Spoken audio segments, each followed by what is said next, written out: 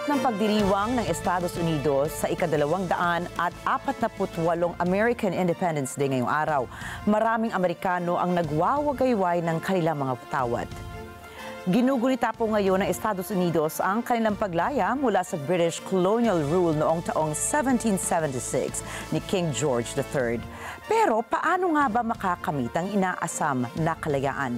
Isa po sa mahalagang paraan ay ang pagkakaroon ng isang matapang at may kakayahang Pangulo na isulong ang mga batas ng kanyang bansa. Kung kaya ating bubusisihin ang natapos na unang round ng presidential debate sa pagitan ni United States President Joe Biden at former President Donald Trump. Aalamin natin ang kakayanan ng dalawa sa pagsagot hinggil sa mga isyong kinakaharap ng Estados Unidos. Ating kikilatisin ang kanilang mga sagot at susuriin kung sino sa kanila ang karapat-dapat na maging Pangulo ng Estados Unidos sa November 5. Pero bago natin himay-himayin ang detalye ng debate, ay ipaliliwanag ko po muna ang naging pamantayan dito. Binigyan sina Biden at Trump na moderator ng tig-2 minuto upang sagutin ang isang katanungan. Pagkatapos po nito ay binigyan naman sila ng 1 minuto para isang responsive answer. May karagdagang 1 minuto para sa kanilang pagsagot ng follow-up question ng moderator. Unang tinanong ng moderator si President Biden ukol sa mabagal na inflation rate sa Estados Unidos na tila palaisipan sa marami dahil mataas ang presyo ng bilihin doon ngayon. Inihalimbawa ng moderator na ang halaga ng isang basket ng grocery items ay $100 lamang noon, subalit umakyat na ang presyo nito sa $112. Tumaas din ng 30% ang presyo ng bahay at lupa sa Estados Unidos kung kaya't maraming pamilya roon ang hirap na magkaroon ng sariling tirahan. Sinisi ni Biden si Trump at sinabi nito na ang inflation na nararanasan nila ngayon ay dahil sa iniwang free-fall economy ni Trump administration. Giit ni Biden, tumaas ng 15% ang unemployment rate sa Estados Unidos dahil sa kagagawan ng dating Pangulo. Ipinagtanggol ni Biden ang kanyang Bidenomics policy at sinabi nito na nakapag-ambag ang kanyang administrasyon ng halos 15,000 new jobs and 800,000 manufacturing jobs. Pagmamalaki pa ni Biden, nakapagtayo siya ng 2 million housing units para ibaba ang house rental prices sa kanilang bansa. Katwiran naman po ni Trump, nagkaroon ng inflation dahil sa COVID-19 pandemic. Malaking halagaan niya ang ginastos ng gobyerno upang solusyonan ang paglaganap ng COVID-19. Sabi pa ni Trump, ginawa niya ito upang hindi humantong ang Estados Unidos sa isa pang Great Depression katulad ng nangyari noong taong 1929. Depensa pa ni Trump, nang natapos niya ang kanyang termino ay nagawa naman raw niya ng maayos ang kanyang trabaho bilang Pangulo. By the time we finished, so we did a great job. We got a lot of credit for the economy, a lot of credit for the military, and no wars, and so many other things. Everything was rocking good. Mula rito ay nagbitiw ng patsutsada naman tong si Trump laban kay Biden. Sinabi nitong walang nagawang tama si Biden para sa kanila. The only jobs he created are for illegal immigrants and bounce-back jobs, the bounce-back from the COVID.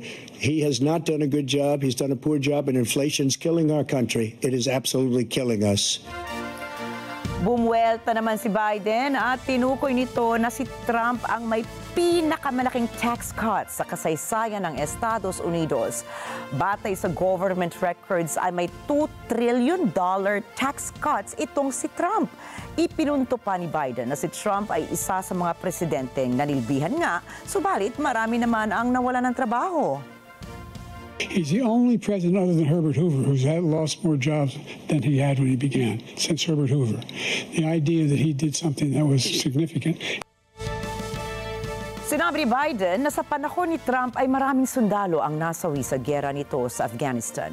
Kaya buong giting na pagmamalaki ni Biden, siya lamang daw ang tanging presidente na hindi namatayan na sundalo. I'm the only president this century that doesn't have this decade, that doesn't have any troops dying anywhere in the world like he did.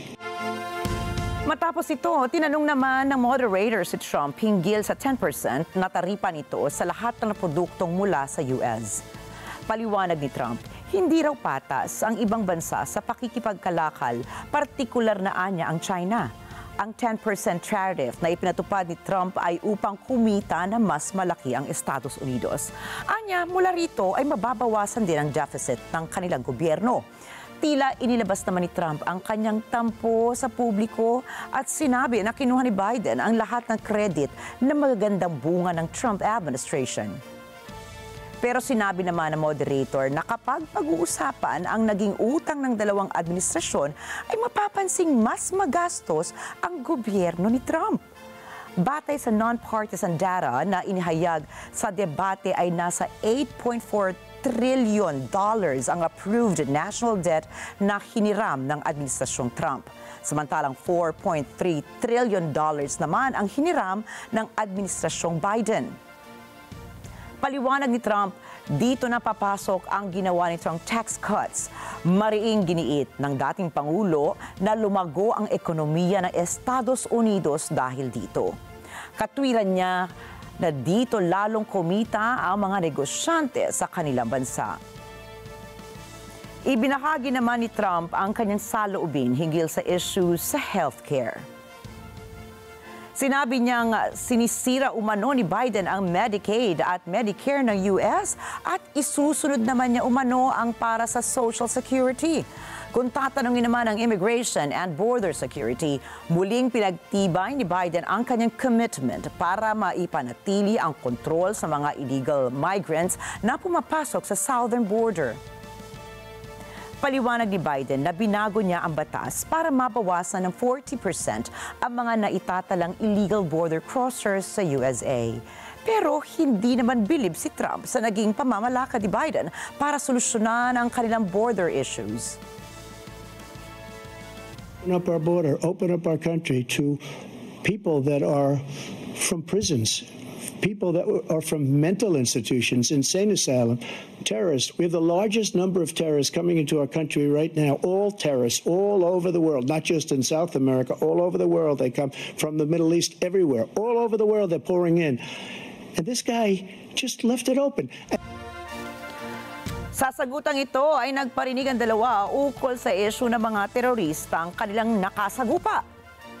Ayon kay Trump, napatay niya sina al-Baghdadi at Soleimani na tinatawag niyang two greatest terrorists. Dagdag niya na si Biden umano ang pumapatay naman ng maraming tao dahil sa bad border controls nito.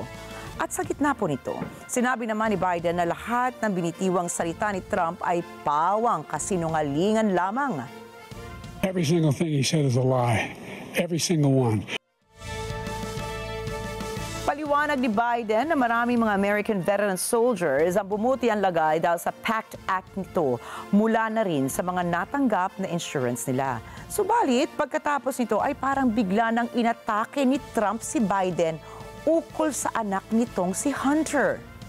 My son was not a loser, was not a sucker. You're the sucker. You're the loser.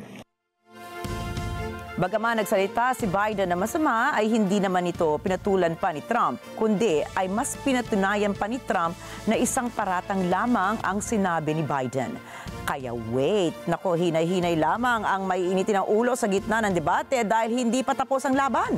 Sunod naman na itinanong ng mga moderators sa dalawa ang ukol sa usapin sa giyera ng Russia at Ukraine. Makikita po natin sa screen ang ilang mga binitiwang salita ni na Biden at Trump.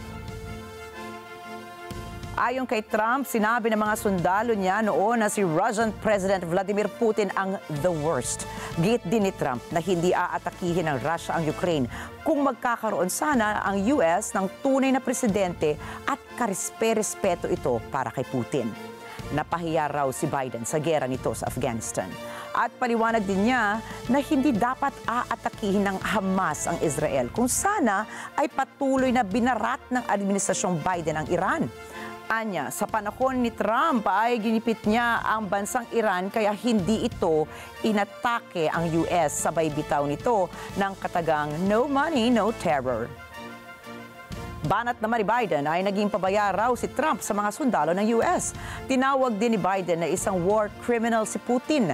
Tinukoy din niya na ang Hamas ang may gustong ituloy ang giyera nito sa Israel.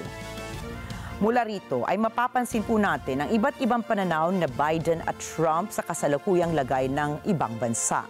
Dito rin ay maisapapalagay ang kanilang trato sa kahalagahan ng relasyon ng US sa mga nasabing bansa at pinuno nito. Kaya sa paanong paraan nga nina Biden at Trump mas pauunlarin ang Estados Unidos? Ano naman ang kanilang matatamis na pangako para sa kanilang mga mamamayan? Para kay Biden, nangako siyang paiiralin nito ang patas na tax system para mas paunlarin ang lagay ng mga negosyante sa Estados Unidos. Anya, sisikapin din niyang ipatupad ang epektibong healthcare system sa Amerika. Tinukoy niya rito ang magandang childcare and health insurance systems. At panghuli ay gagawin niya ang lahat upang pabagalin ang mabilis na pagtaas ng inflation ng bansa. Sa bahagi naman ni Trump, pangako niya nga kapag siya ang mauupong Pangulo muli, ay hindi niya pababayaang magkaroon muli ng giyera katulad ng laban ng Russia at Ukraine, gayon din ang Israel-Hamas war. Anya, para magawa ito ay dapat magkaroon ng karespe-respetong presidente ang Amerika. Plano rin itong muling ibangon ang lagay na militar ng Estados Unidos mula sa mga programang ipaiiral nito. Anya, gusto niyang muling gawing maganda ang kailang bansa dahil ito raw ay naging isang failing nation. Giit pa ni Trump, nais niyang ibalik ang dating dangal ng Estados Unidos. Sa huli, ang mga botanteng Amerikano pa rin ang makapagsasabi kung sino ang karapat-dapat na iboto bilang susunod na Pangulo ng Estados Unidos, bagaman marami ang gusto na pagandahin ang lipunan ng kani-kanilang bansa, ay mananatiling ang mga mamamayan nito ang makakapagdikta. Ito ay sa pamamagitan ng pagpili ng lider na magdadala sa mabuting kinabukasan ng sarili nilang bayan. Kaya ika nga, ni dating US President Abraham Lincoln, the ballot is stronger than the bullet.